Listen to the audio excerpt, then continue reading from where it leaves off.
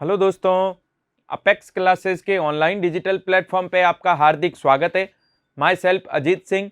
दोस्तों, हम पढ़ रहे हैं क्लास 10th सोशल साइंस, सामाजिक विज्ञान। काफ़ी कुछ दोस्तों हमने सामाजिक विज्ञान के अंतर्गत एक नया टॉपिक लिया था अपने दोस्तों, स्टेट गवर्नमेंट। उसके अंतर्गत काफ़ी कुछ दोस्तों हमने अध्ययन किया था, राज्य सरकार, स्टेट गवर्नमेंट। अपने टॉपिक नंबर जो 7 है। नेक्स्ट आता है दोस्तों अपने अपीलीय क्षेत्राधिकार। अपील करने का क्षेत्राधिकार। अपील का मतलब है नीचे के न्यायालय के अंदर, दोस्तों ध्यान देना, नीचे के न्यायालय के अंदर कोई मुकदमा है, आया, हमने कोई केस दायर किया है नीचे के न्यायालय में, जिला और अधीनस्थ न्यायालय में, और वहां पर सुनवाई करता है, और जिला और अधीनस्थ न्यायालय ने क्या सुनाया? फैसला सुनाया, और हमें वो फैसला मंजूर नहीं है। भाई, हम उसने फैसला सुनाया है और हम उस फैसले से संतुष्ट नहीं है, उसने निर्णय दिया है और हम उस निर्णय से संतुष्ट नहीं है, तो हम उसके विरुद्ध, यानी जिला और अधीनस्थ न्यायालय के निर्णय के विरुद्ध ऊपर हाई कोर्ट के अंदर, उच्च न्यायालय में क्या कर सकते हैं? अपील कर सकते हैं। तो अपीलीय क्षेत्राधिकार, नीचे के न्यायालय के निर्णय के विरुद्ध अपील की जा सकती है। कहां? उच्च न्यायालय में। और उच्च न्यायालय ऐसी अपील को स्वीकार करके उसकी सुनवाई कर सकता है। कौन सा क्षेत्राधिकार? अपीलीय। क्या क्या है दोस्तों, ध्यान देना। उच्च न्यायालय के अपीलीय क्षेत्राधिकार, उसके कई सारे भाग हैं, मुख्य रूप से उसके 3 भाग हैं। कितने भाग हैं? 3। पहला आता है सिविल अपीलीय क्षेत्राधिकार। सिविल अपीलीय क्षेत्राधिकार, ध्यान देना दोस्तों।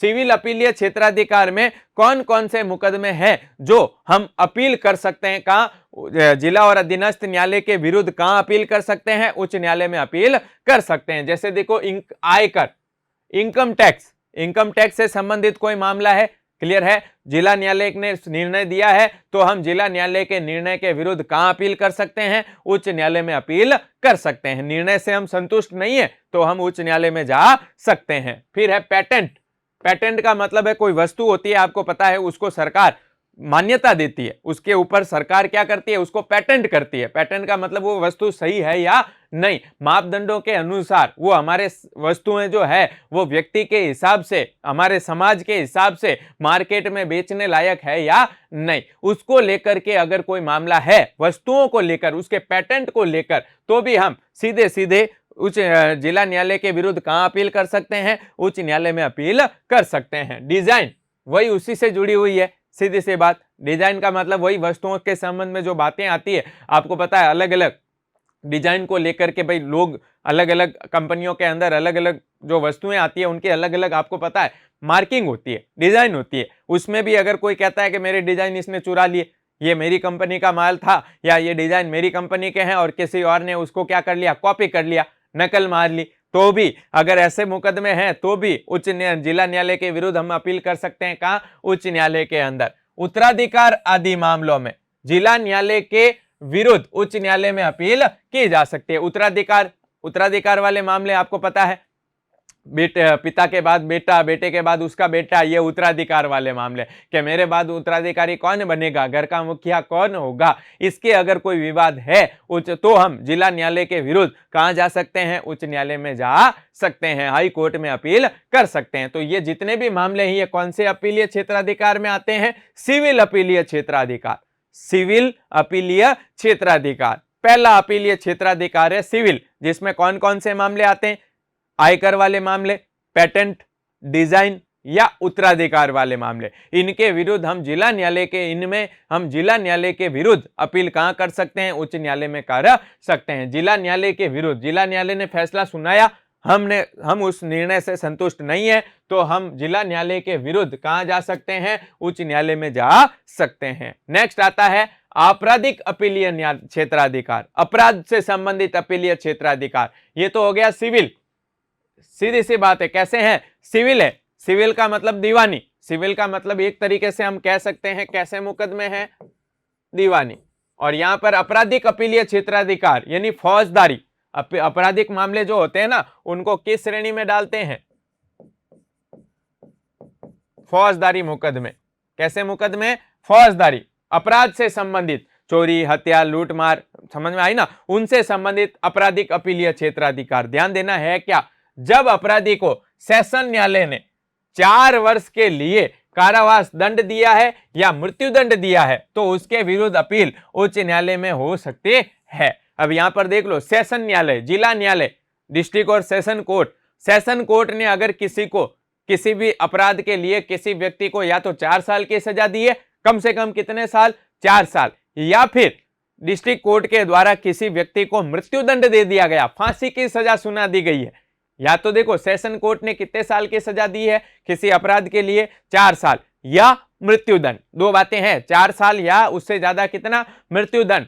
तो अगर किसी व्यक्ति को मृत्युदंड मिला है, नीचे के न्यायालय ने अपराध के विरुद्ध, कोई व्यक्ति ने अपराध किया और उसे अगर नीचे के न्यायालय ने फांसी की सजा सुनाई है या सेशन कोर्ट ने कम से कम कितने साल की सजा दी हो, 4 साल की सजा दी हो, तो वो व्यक्ति जिसे ये सजा मिली है वो व्यक्ति जिला और सेशन कोर्ट के विरुद्ध उच्च न्यायालय में अपील कर सकता है कि मुझे ये जो सजा सुनाई गई है ये सजा सही नहीं है, मैंने इतना अपराध किया ही नहीं है और मुझे क्या मिली है, गलत सजा मिली है डिस्ट्रिक्ट कोर्ट के द्वारा, सेशन कोर्ट के द्वारा। तो वो अपराधी व्यक्ति अपनी उस सजा के विरुद्ध, जो सजा नीचे के न्यायालय ने सुनाई है, वो उच्च न्यायालय में अपील कर सकता है। क्लियर है कि सेशन कोर्ट ने 4 साल के सजा सुनाई है या फांसी की सजा दे दी हो नीचे के न्यायालय ने, तो हम जिला न्यायालय या सेशन कोर्ट के विरुद्ध उच्च न्यायालय में अपील कर सकते हैं। क्लियर है दोस्तों, अगर किसी को फांसी की सजा सुनाई है या 4 साल की सजा सुनाई है तो ऐसे आपराधिक मामलों में वो अपराधी व्यक्ति जिसे सजा सुनाई है वो उच्च न्यायालय में अपील कर सकता है। क्लियर है, ऊपर जा सकता है, उच्च न्यायालय में जा सकता है। नेक्स्ट आता है संवैधानिक अपीलीय क्षेत्राधिकार। संवैधानिक, संविधान की बात हो, संविधान का कोई मामला हो, संविधान से संबंधित कोई मुकदमा हो। क्लियर है, ध्यान देना दोस्तों, संवैधानिक अपीलीय में क्या आता है, कोई भी ऐसा मुकदमा जिसमें संविधान की व्याख्या का प्रश्न हो तो उच्च न्यायालय में अपील की जा सकती है। संवैधानिक अपीलीय क्षेत्राधिकार, ऐसा मुकदमा है, कोई केस है जिसमें संविधान से संबंधित कोई क्या है, बात है, संविधान से संबंधित कोई प्रश्न है तो उच्च न्यायालय में अपील की जा सकती है। किसके विरुद्ध, डिस्ट्रिक्ट कोर्ट के विरुद्ध, जिला न्यायालय के विरुद्ध उच्च न्यायालय में हम अपील कर सकते हैं जिसमें किसकी बात हो, संविधान की कोई बात हो। ऐसा मुकदमा जिसमें कौन सा प्रश्न निहित हो, संविधान की व्याख्या का कोई प्रश्न निहित हो तो हम उच्च न्यायालय में, जिला न्यायालय के विरुद्ध अपील कर सकते हैं। क्लियर है, अब ध्यान देना दोस्तों, ये संविधान वाले जो मुकदमे है ना, संविधान का मुकदमा यानी जिसमें कोई संविधान के बात को लेकर के कोई मुकदमा है, जिसमें संविधान का प्रश्न है, जिसमें संविधान की कोई बात है उस मुकदमे में। क्लियर है, तो हम ये जो मुकदमे हैं संविधान वाले, इनके अंदर केवल 2 ही, एक तो सुप्रीम कोर्ट या हाई कोर्ट इनके सुनवाई कर सकता है, जिला न्यायालय को इसका अधिकार नहीं है। जिला न्यायालय में आया तो ऊपर अपील किए जा सकती है, वो मुकदमा ऊपर जा सकता है। कहां जा सकता है, हाई कोर्ट में और सुप्रीम कोर्ट में। क्लियर है दोस्तों, यहां तक की बात हो गई। ये है 3 तरह के अपीलीय क्षेत्राधिकार, किसको है, हाई कोर्ट को। यानी अब दोस्तों एक थोड़ी सी मैं आपको बात बता दूं कि जिला न्यायालय, अधीनस्थ न्यायालय, डिस्ट्रिक्ट और सेशन कोर्ट, उसके विरुद्ध हम उच्च न्यायालय में जा सकते हैं। और उच्च न्यायालय ने अगर कोई निर्णय दिया है और हम अगर उच्च न्यायालय के डिसीजन से संतुष्ट नहीं है तो हम सुप्रीम कोर्ट में भी, लास्ट सुप्रीम कोर्ट, उच्चतम न्यायालय, वहां पर जा सकते हैं। सर्वोच्च न्यायालय में हम जा सकते हैं। उच्च न्यायालय के निर्णय के विरुद्ध हम कहां जा सकते हैं, सर्वोच्च न्यायालय में जा सकते हैं। जो सुप्रीम कोर्ट है ना, उसमें हम जा सकते हैं। तो देखो जुड़ी हुई बातें हैं कड़ी के रूप में। जिला न्यायालय, अधीनस्थ न्यायालय, उसके निर्णय के विरुद्ध उच्च न्यायालय में जा सकते हैं। उच्च न्यायालय को अपील सुनने का क्या है, अधिकार है। और उच्च न्यायालय के निर्णय के विरुद्ध सर्वोच्च न्यायालय में जा सकते हैं। और सर्वोच्च न्यायालय ने कोई निर्णय दिया तो, सर्वोच्च न्यायालय ने कोई निर्णय दिया तो हम कहां जा सकते हैं उसके निर्णय के विरुद्ध, ऊपर कौन है, भगवान है, कहीं नहीं जा सकते, ऊपर भगवान है बस। उसने जो निर्णय दिया सर्वोच्च न्यायालय ने, उसका निर्णय अंतिम है, उसके विरुद्ध हम कहीं नहीं जा सकते। उसके ऊपर बस कौन है, भगवान है। सर्वोच्च न्यायालय ने जो कह दिया मतलब भगवान का निर्णय है, उसके विरुद्ध हम कहीं नहीं जा सकते। तो अपीलीय क्षेत्राधिकार किसको है, उच्च न्यायालय को है। किसके विरुद्ध है, जिला और अधीनस्थ न्यायालय के विरुद्ध अपील सुनने का अधिकार है जिला और अधीनस्थ न्यायालय के विरुद्ध। किसको, उच्च न्यायालय को। कितने तरह के अपीलीय क्षेत्राधिकार है, 3। सिविल दीवानी मामलों में सिविल अपीलीय क्षेत्राधिकार, फौजदारी मामलों में आपराधिक अपीलीय क्षेत्राधिकार, और संविधान के मामले में संवैधानिक अपीलीय क्षेत्राधिकार। क्लियर है दोस्तों, चलें आगे। नेक्स्ट आता है अपने अभिलेख न्यायालय। अभिलेख न्यायालय, अनुच्छेद 215, अनुच्छेद 215, अनुच्छेद 215 के तहत जो उच्च न्यायालय है,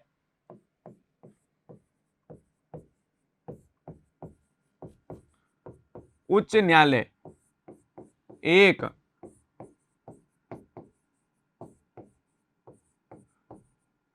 अभिलेख न्यायालय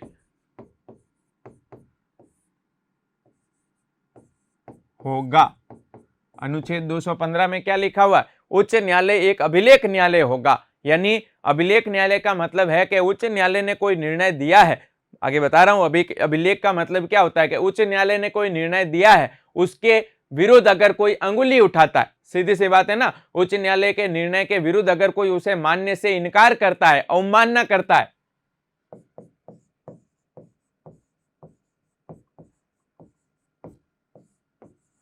अवमानना करता है, तो अवमानना के विरुद्ध दंड देने की शक्ति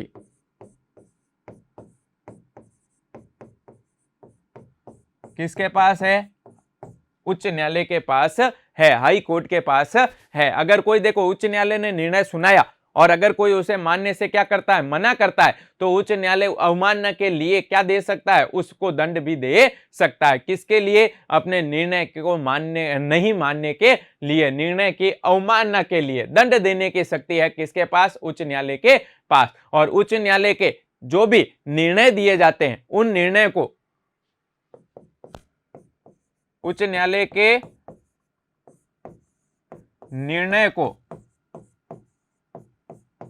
रिकॉर्ड के रूप में रखा जाता है।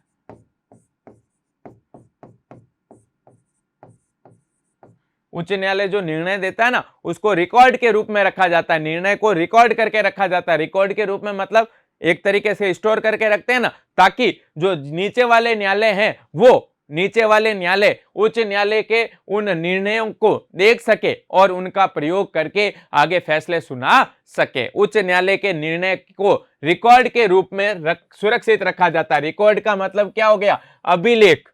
अभिलेख के रूप में लिख करके जो निर्णय सुनाता है हाई कोर्ट, उसको रिकॉर्ड के रूप में रखा जाता है, ताकि नीचे के न्यायालय जो हैं, नीचे के जिला और अधीनस्थ न्यायालय उसके निर्णय का क्या कर सके? अनुसरण कर सके और उनको देख सके कि उच्च न्यायालय ने कैसे फैसला सुनाया है। कोई भी मुकदमा है, क्लियर है ना, कोई भी मुकदमा है, अलग अलग मुकदमे होते हैं, उनके संबंध में जो निर्णय सुनाए जाते हैं हाई कोर्ट के द्वारा, उसे निर्णय को क्या रखा जाता है? रिकॉर्ड करके सुरक्षित रखा जाता है, उसके रिकॉर्ड रखा जाता है, उनको सुरक्षित रखा जाता है, ताकि नीचे के न्यायालय उसका अनुसरण कर सके। नीचे के न्यायालय जो है ना, उनको हाई कोर्ट के निर्णयों के अनुसार, जैसा हाई कोर्ट ने निर्णय सुनाया है किसी मुकदमे पर, और वैसा ही मुकदमा अगर नीचे के न्यायालय में आया, तो नीचे का न्यायालय निर्णय सुनाने से पहले हाई कोर्ट के निर्णय को क्या कर सकता है? देख सकता है कि हाई कोर्ट ने ऐसे मुकदमे पर किस तरीके से निर्णय दिया, तो उसका वो अनुसरण कर सकते हैं। इसीलिए उनके निर्णय को, हाई कोर्ट के जितने भी निर्णय होते हैं, उनको रिकॉर्ड के रूप में सुरक्षित रखा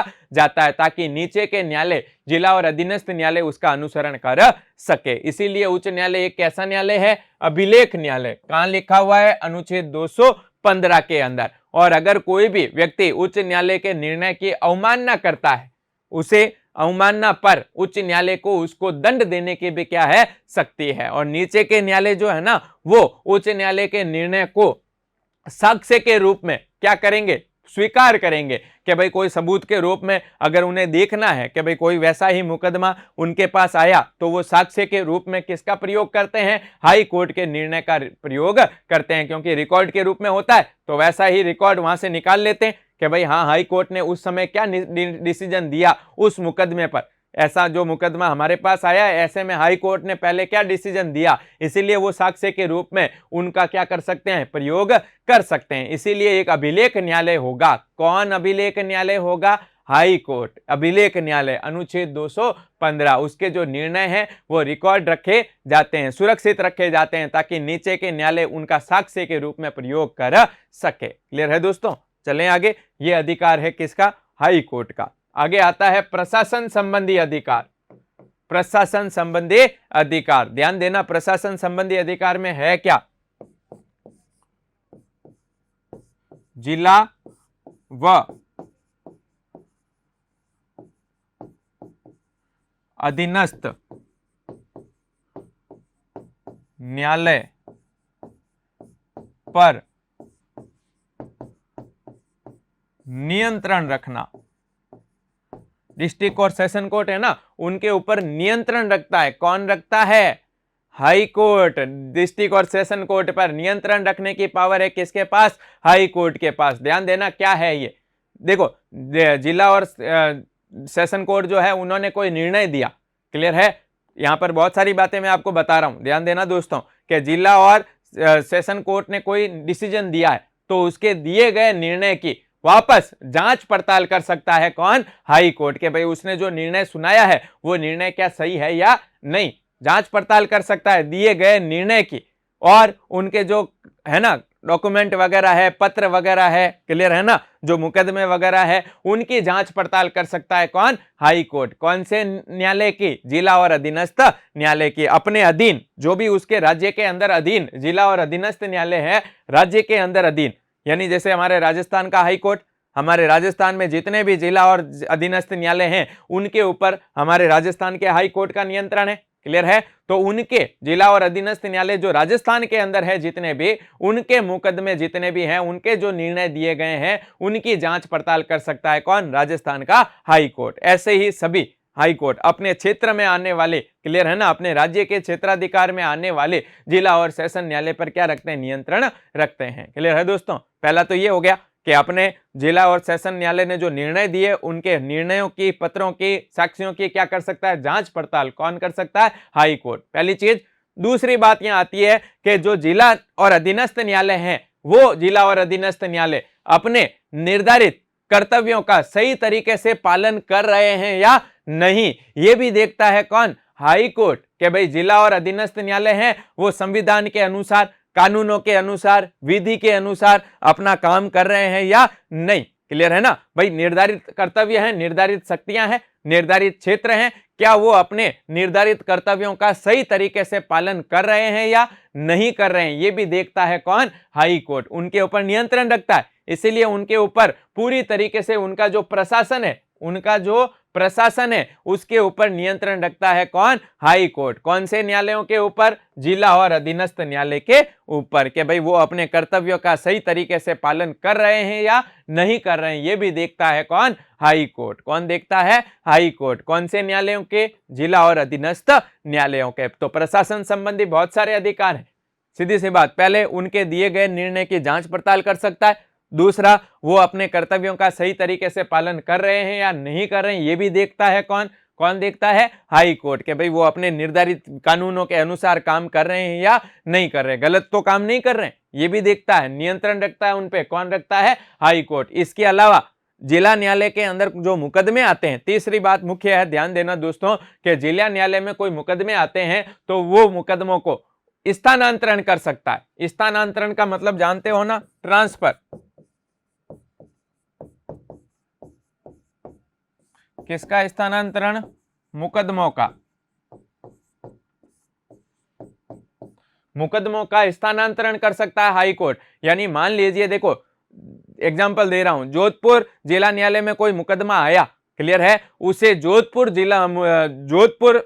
जिला न्यायालय से जयपुर जिला न्यायालय में ट्रांसफर कर दिया कि भाई ये मुकदमा जयपुर जिला न्यायालय सुनेगा। जोधपुर जिला न्यायालय में आया मुकदमा तो, लेकिन उसको ट्रांसफर कर सकता है, स्थानांतरण कर सकता है मुकदमे को एक न्यायालय से दूसरे न्यायालय में। कौन? High court. कौन कर सकता है? High court. ये पावर है किसके? हाई कोर्ट की। लगे उसे कि ऐसा कोई मुकदमा है जो जिला न्यायालय जोधपुर में आ गया और मुकदमा सुनवाई करने के लिए किसको चाहिए? जयपुर वाले को सुनवाई करनी चाहिए, तो वो ऐसे मुकदमे को स्थानांतरण कर सकता है एक न्यायालय से दूसरे न्यायालय के अंदर, एक जिला न्यायालय से दूसरे जिला न्यायालय के अंदर मुकदमों को स्थानांतरण कर सकता है कौन? High court. तो ये है हाई कोर्ट के प्रशासन संबंधी अधिकार। कौन से न्यायालय के प्रशासन संबंधी अधिकार? जिला और अधीनस्थ न्यायालय के प्रशासन संबंधी अधिकार। दो तीन बातें हैं, ध्यान रखनी है। पहला, जिला न्यायालय अधीनस्थ न्यायालय के निर्णय हैं, पत्र हैं, उनकी जांच पड़ताल कर सकता है निर्णय सही दिया है या नहीं, पहली चीज हो गई। दूसरा, जिला और अधीनस्थ न्यायालय अपने कानूनों के अनुसार काम कर रहे हैं या नहीं, ये भी देखता है कौन? High court. और तीसरा, जिला न्यायालय के अंदर जो मुकदमे आते हैं उन्हें एक न्यायालय से दूसरे न्यायालय में स्थानांतरित कर सकता है, भिजवा सकता है कौन? High court. क्लियर है दोस्तों? अब चलते हैं आगे। इसका लास्ट जो आता है वो है न्यायिक पुनरावलोकन। लास्ट जो पावर है वो है न्यायिक पुनरावलोकन। न्यायिक पुनरावलोकन यानी देखो ध्यान देना, किए गए कार्य का न्यायिक पुनरावलोकन। पुनरावलोकन का मतलब है, ध्यान देना, पुनः अवलोकन करना। किए गए कार्य का पुनः अवलोकन या जांच करना कि भाई वो जो किया गया काम है उसकी पुनः अवलोकन या जांच करना कि वो काम जो किया गया है वो सही है या नहीं। ध्यान देना, राज्य के अंदर आपको पता है दो चीजें आती है। एक आता है राज्य का विधान मंडल, एक होता है राज्य की कार्यपालिका। दोनों का काम क्या है? विधान मंडल का काम क्या है दोस्तों? कानून बनाना। और कार्यपालिका का काम क्या है दोस्तों? कानून को लागू करना। क्लियर है ना दोस्तों? अब ये ध्यान देना, अगर राज्य के अंदर जो सरकार है हमारी, व्यवस्थापिका, विधान मंडल और कार्यपालिका, ये दोनों, विधान मंडल और कार्यपालिका जो है, विधान मंडल का काम है कानून बनाना।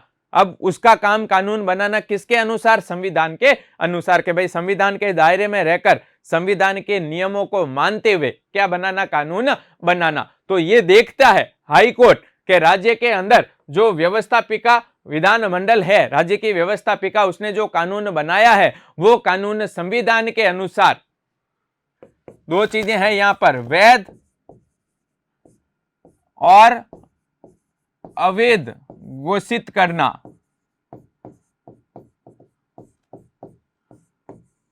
उसे वैध और अवैध घोषित करने की शक्ति है किसके पास? हाई कोर्ट के पास। पुनः अवलोकन करना यानी विधान मंडल ने कोई कार्य किया है उसकी पुनः जांच करना। विधान मंडल ने कोई कानून बनाया है उसकी कानून की जांच करना कि वो कानून बनाया गया है वो सही है या नहीं, वो हमारे कानूनों के अनुसार, संविधान के अनुसार सही है या नहीं। अगर सही है तो उसे वैध घोषित करता है कि हाँ ये लागू हो सकता है, लेकिन अगर गलत है तो उसे अवैध, अवैध का मतलब है गैर कानूनी, घोषित कर सकता है और लागू होने से रोक सकता है। कौन रोक सकता है? High court. ये पावर है सरकार के, कार्यपालिका और व्यवस्थापिका के किए गए कार्यों की वापस जांच कर सकता है कौन? High court. राज्य के अंदर कि भाई उनके द्वारा किया गया कार्य संविधान के अनुसार सही है या नहीं। अगर संविधान के अनुसार सही नहीं है तो उसे अवैध, गैर कानूनी घोषित कर सकता है और लागू होने से रोक सकता है। लागू ही नहीं होने देता, कानून बनाया है। देखो व्यवस्थापिका ने कानून बना दिया और कानून बनने के बाद उसकी जांच करता है कौन? हमारा हाई कोर्ट राज्य के अंदर कि भाई जो कानून बनाया है वो कानून सही बना है या नहीं, संविधान के अनुसार बना है या नहीं। अगर संविधान के अनुसार नहीं बना है तो उसे अवैध घोषित कर सकता है, रिजेक्ट कर सकता है कौन? High court. इसके अलावा कार्यपालिका, उसका काम क्या है? कानून लागू करना। और कार्यपालिका अगर लागू सही तरीके से कर रही है या नहीं कर रही है वो भी देखता है कौन? हाई कोर्ट के। कार्यपालिका सही लागू कर रही है या नहीं। अगर सही लागू नहीं कर रही तो उसे लागू होने से रोक सकता है कौन? High court. क्लियर है दोस्तों? तो किए गए कार्य की पुनः जांच करता है और उसे वैध और अवैध घोषित कर सकता है कौन? High court. ये कैसी पावर है? न्यायिक पुनरावलोकन। कौन सी शक्ति कहते हैं इसको? न्यायिक पुनरावलोकन। किसके पास है? हाई कोर्ट के पास। और सुप्रीम कोर्ट के पास में भी है, यही पावर सुप्रीम कोर्ट के पास में भी है। क्लियर है दोस्तों? सुप्रीम कोर्ट के पास में भी है और इसका जो उल्लेख है वो है अनुच्छेद नंबर 13 के अंदर। अनुच्छेद नंबर 13 उसमें लिखा हुआ है किसके बारे में? न्यायिक पुनरावलोकन के बारे में कि भाई किए गए कार्यों के, व्यवस्थापिका यानी विधान मंडल और कार्यपालिका के किए गए कार्यों की पुनः जांच करके उन्हें वैध और अवैध घोषित कर सकता है। कौन कर सकता है? High court. क्लियर है दोस्तों? तो ये है हमारे हाई कोर्ट की पावर, हाई कोर्ट का क्षेत्राधिकार।